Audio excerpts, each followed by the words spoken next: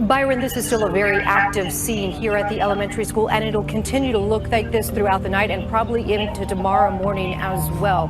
We understand right now the Texas Rangers are now leading this investigation. They brought in a mobile crime scene to help process what is happening inside the school.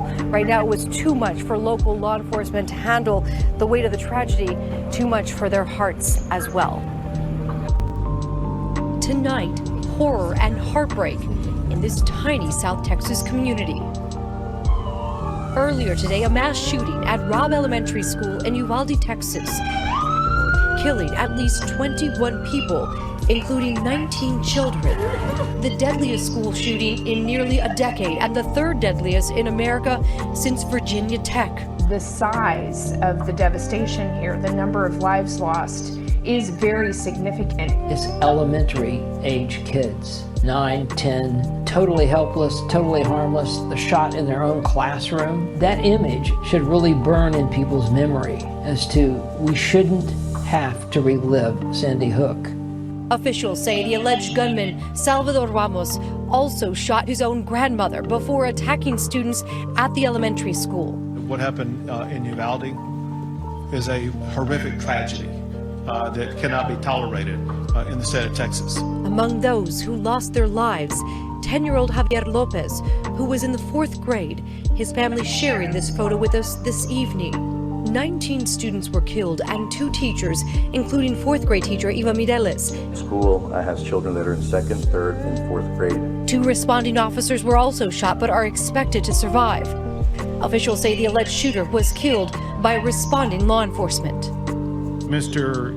Ramos, the shooter, he himself is deceased and is believed that responding officers killed him.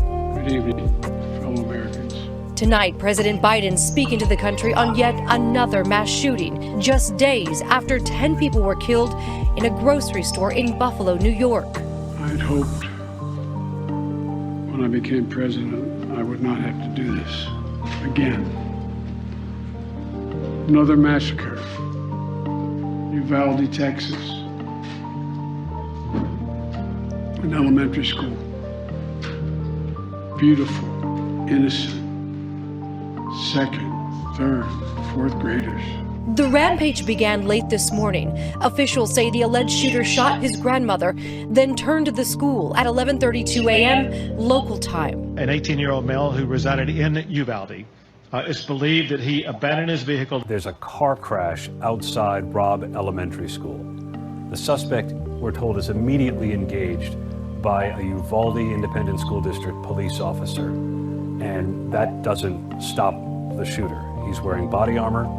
He shoots the police officer and then makes his way inside the school. We need to respond to South Grove and Mill Street to establish a perimeter. Multiple state and local law enforcement, FBI, ATF, and Border Patrol racing to respond. Sources say authorities have recovered an AR-15 style rifle and numerous magazines. The school, with some 600 students, locked down. Reportedly, students crawling through windows to escape. Parents desperate for any information. We just hear all kinds of gunshots going off, like non-stop, like constantly gunshots. And then we're over here all scared, on the ground, fearing for our lives. In the mayhem, families trying desperately to reunite with their loved ones. One father here searching for his 10-year-old daughter. If we could get to the funeral home. Why would you ask me that? Because we can't find my daughter.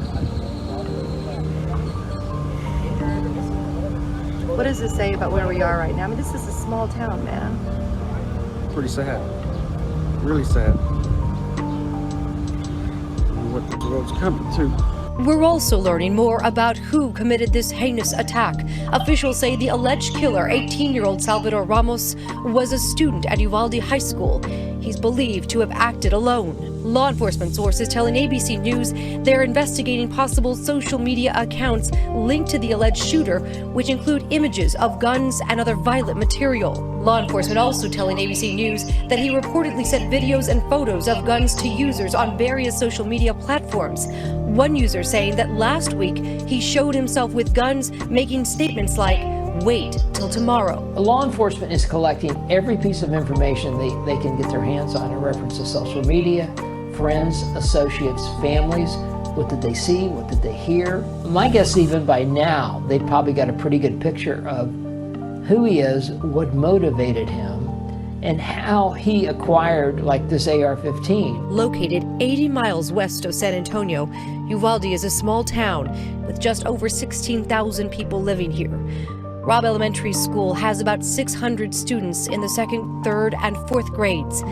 The school's last day was supposed to be this Thursday. The close-knit community, tonight, feeling the shock. Today's shooting comes amid what seems like an explosion of violence across the country, just 10 days after a racially motivated mass shooting in Buffalo, New York, where another 18-year-old killed 10 people, all black, at a Tops supermarket. He shot a woman, he shot a deacon, he shot another woman, and then he went in the store and started shooting again. This tragedy also drawing a parallel to the horrifying mass shooting at Sandy Hook Elementary School in Newtown, Connecticut, nearly a decade ago. That killer shooting his mother in their home before driving to the elementary school and killing 20 school children and 6 teachers. What are we doing? What are we doing? Just days after a shooter walked into a grocery store to gun down African American patrons, we have another Sandy Hook on our hands. What are we doing? There have been more mass shootings than days in the year. Our kids are living in fear every single time they set foot in a classroom because they think they're going to be next. What are we doing? Why do you spend all this time running for the United States Senate? Why do you go through all the hassle of getting this job, of putting yourself in a position of authority, if your answer is that as this slaughter increases, as our kids run for their lives, we do nothing? What are we doing? Why are you here? If not to solve a problem as existential as this. This isn't inevitable. These kids weren't unlucky. This only happens in this country and nowhere else. Nowhere else do little kids go to school thinking that they might be shot that day. Nowhere else do parents have to talk to their kids, as I have had to do, about why they got locked into a bathroom and told to be quiet for 5 minutes just in case a bad man entered that building. Nowhere else does that happen except here in the United States of America, and it is a choice. It is our choice to let it continue. What are we doing? You're not doing a damn thing. That's what you're doing. The parents, family, you failed. Pay attention to your children. Pay attention to your family members. Y'all know that some of y'all family members are crazy as hell, and they need to be watched 24/7. Welcome to Straddled Events. On this channel, we bring you the truth. Sometimes the truth is quite ugly, unbearable, and you just don't want to deal with it. But on this channel, you're going to get it anyway. You are straddling between the fence of good versus evil, right versus wrong. And on this channel, we're going to tell you to do better. Let's go.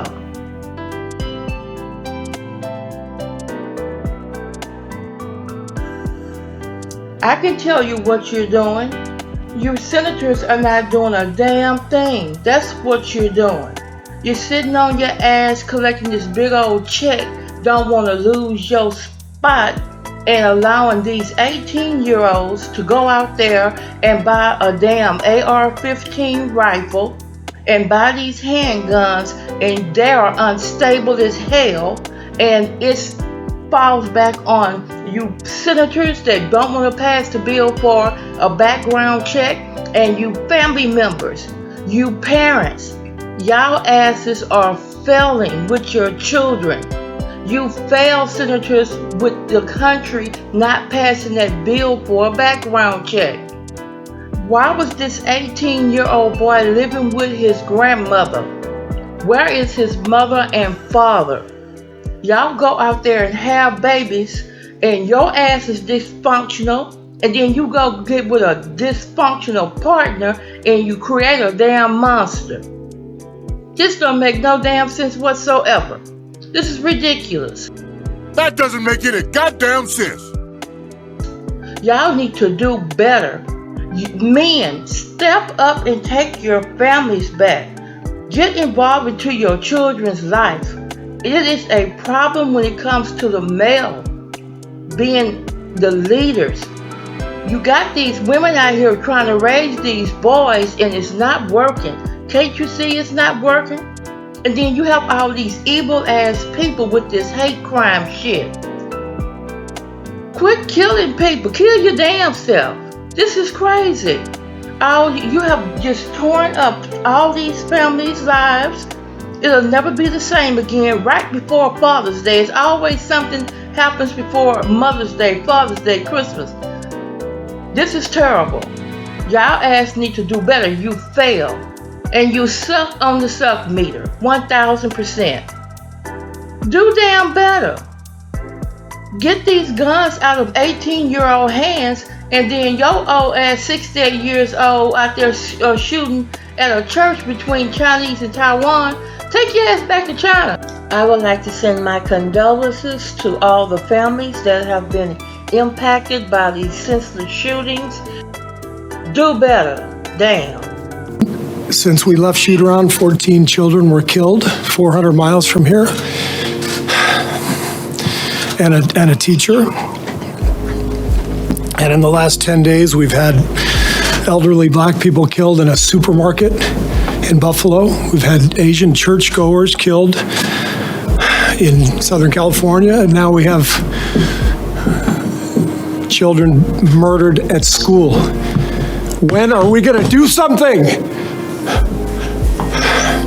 I'm tired. I'm so tired of getting up here and offering condolences to the devastated families that are out there. I'm so tired of the, I'm sorry. I'm tired of the moments of silence. Enough. There's 50 senators right now who refuse to vote on H.R. 8, which is a background check rule that the House passed a couple of years ago. It's been sitting there for 2 years. And there's a reason they won't vote on it, to hold on to power. So I ask you, Mitch McConnell, I ask all of you senators who refuse to do anything about the violence and school shootings and supermarket shootings, I ask you, are you going to put your own desire for power ahead of the lives of our children and our elderly and our churchgoers? Because that's what it looks like. It's what we do every week. So I'm fed up. I've had enough. We're going to play the game tonight, but I want every person here, every person listening to this to think about your own child or grandchild or mother or father or sister, brother. How would you feel if this happened to you today? We can't get numb to this. We can't sit here and just read about it and go, well, let's have a moment of silence. Yeah, go Dubs, you know. Come on, Mavs, let's go. That's what we're going to do. We're going to go play a basketball game. And 50 senators in Washington are going to hold us hostage. Do you realize that 90% of Americans, regardless of political party, want background check, universal background check? 90% of us, we are being held hostage by 50 senators in Washington who refuse to even put it to a vote, despite what we, the American people, want. They won't vote on it because they want to hold on to their own power. It's pathetic. I've had enough.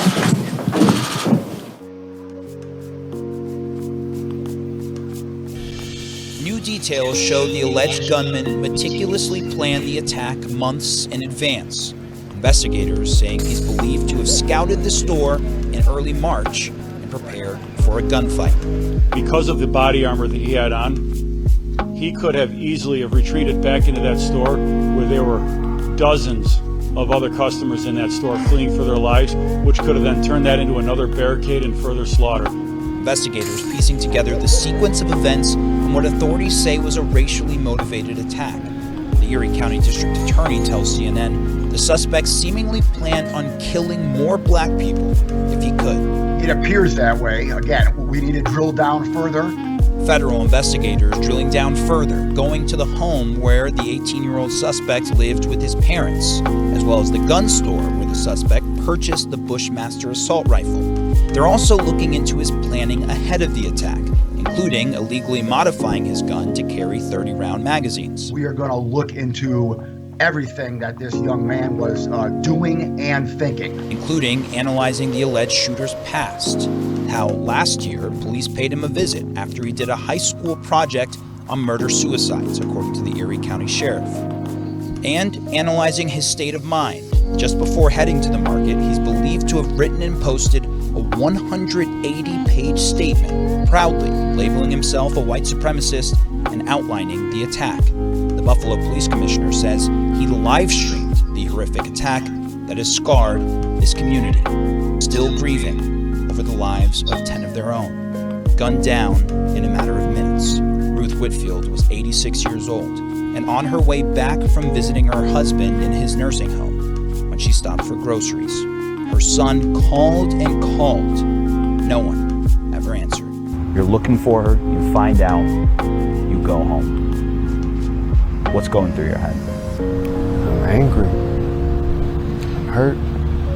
She was a beautiful person. We're still in the midst of this thing. One of the things that we as a family wanted to ensure is that we call it what it is. It is white supremacy, it is hate, it is racism, it is bigotry, and we gotta call it what it is and stop beating around the bush and take it head on, because it's proliferating. It's not getting better. Now, Buffalo's police chief says this suspect had basically been doing recon leading up to this shooting in the area as recently as Friday, but as early as months ago back in March. Now, over the weekend, he pleaded not guilty to first-degree murder, but no word yet on whether he will face any federal charges. We do know that based on information we've collected, and I'm not going to go into the details of that evidence, was a politically motivated hate incident, agreements that this individual had between himself and the Taiwanese community.